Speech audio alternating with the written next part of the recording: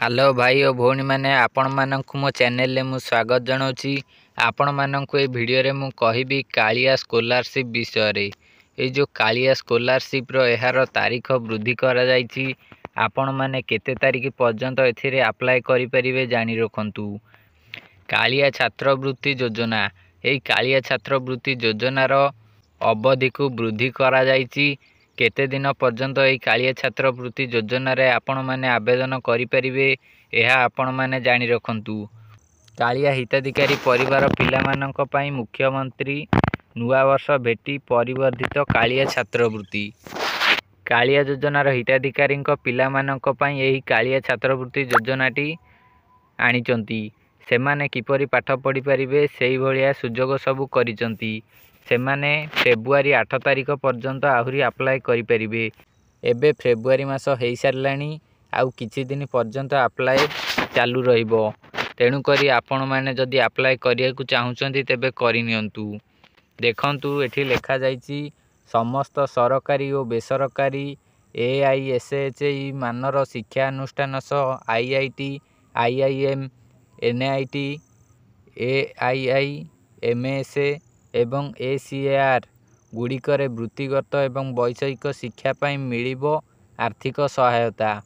ए देखंतु लेखा जायछि एठी लेखा जायछि आपण माने पढ़ी नै परिबे।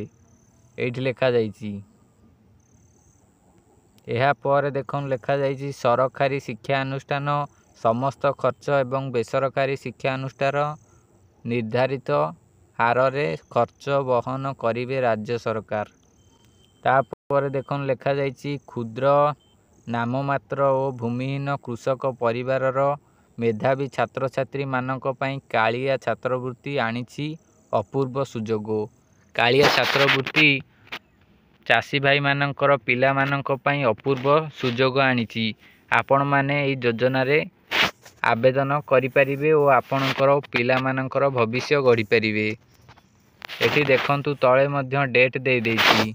ए डेट दे देछि 2000 एठी डेट दे देछि 2023-24 शिक्षा वर्ष पई ऑनलाइन पंजीकरण समय सीमा फेब्रुआरी 8 पर्यंत वृद्धि करि दिया जायछि। आपण माने फेब्रुआरी 8 तारीख मध्य रे एई कालिया स्कॉलरशिप रो लाभ नै परिबे। कालिया छात्रवृत्ति रे आपण माने 8 तारीख भितरे आवेदन करि परिबे। एठी एहारो हेल्पलाइन नंबर मध्य दिया जायछि। मु एई हेल्पलाइन नंबर टी डिस्क्रिप्शन बॉक्स रे लिखि देबी नले आपण माने एठू लेखि नै परिबे। आपण माने किपरि कालिया योजना रो एई कालिया छात्रवृत्ति योजना रे अप्लाई करि परिबे देखंतु। आपण माने प्रथमे जे कोनोसी ब्राउजर ओपन कर देबे। मु एबे ब्राउजर ओपन करूची। एहा परे एठी मु सर्च करूची कालिया स्कॉलरशिप सर्च करियंतु। एहा परे कालिया स्कॉलरशिप रो ऑफिशियल पोर्टल टी प्रथम रे आसी जिवो। देखंतु लेखा जायछि state scholarship portal government of Odisha. एई पोर्टल टी आपण माने ओपन कर देबे। एहा परे एई भली इंटरफेस आसी जिवो। मोर डेस्कटॉप मोड रे अछि। आपण चाहिले डेस्कटॉप मोड रे ओपन कर देबे।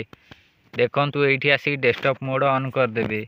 एहा परे आपण माननकु लॉगिन करिया को पड़िबो। आपण माने एठी लॉगिन ऑप्शन ने लॉगिन करि नेबे। आपण माने प्रथमे लॉगिन करि दियंतु नहले आपण माने जो रजिस्ट्रेशन ऑप्शन अछि देखंतु एठी रजिस्ट्रेशन ऑप्शन अछि। रजिस्ट्रेशन मध्य करि परिबे। जदि आपण माने चाहुचंती रजिस्ट्रेशन करि नियंतु एहा सहित एहा परे आपण ए लॉगिन ऑप्शन ऊपर क्लिक करी लॉगिन करि नियंतु। देखंतु ए लॉगिन ऊपर क्लिक करिवे। स्टूडेंट लॉगिन ऊपर क्लिक करी आपण माने लॉगिन होई परिबे। रजिस्ट्रेशन ऊपर आपण माननकु प्रथमे किछि टर्म एंड कंडीशन एक्सेप्ट करिया को पड़िबो। एहा परे आपण माननकु आपणकर डिटेल्स रे सब किछि दबा को पड़िबो।